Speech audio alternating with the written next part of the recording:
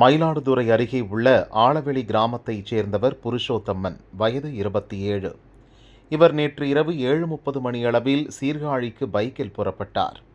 கதிராமங்கலத்தில் சென்றபோது கன்னியாகுடி ரோட்டிலிருந்து மணிகண்டன், அவரது நண்பர் ஜெயசீலன் ஆகியோர் ஒரு பைக்கில் மெயின் ரோட்டுக்குள் நுழைந்தனர். அப்போது இரு பைக்குகளும் மோதிக்கொள்வது போல வந்தன. சமாளித்து ஓட்டிச் சென்ற புருஷோத்தமனை முந்திச் செல்ல நினைத்து மணிகண்டன் வேகத்தை கூட்டினார்.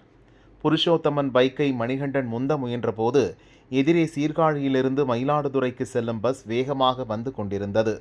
கண்ணிமைக்கும் நேரத்தில் இரு பைக்குகள் மீதும் பஸ் மோதியது.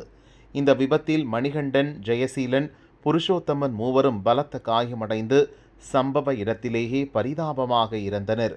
வைத்தீஸ்வரன் கோவில் போலீசார் விரைந்து வந்து மூவரின் உடலை கைப்பற்றி பிரேத பரிசோதனைக்காக சீர்காழி அரசு மருத்துவமனைக்கு அனுப்பி வைத்தனர். இதனால் சிறிது நேரம் போக்குவரத்து பாதிக்கப்பட்டது. விபத்து நடந்ததும் பஸ் டிரைவர் தப்பி ஓடிவிட்டார். அவரை போலீசார் தேடுகின்றனர். விபத்து நடந்த பகுதியில் சாலை விரிவுபடுத்தப்பட்ட போதும் சென்டர் மீடியன் அமைக்கப்படவில்லை.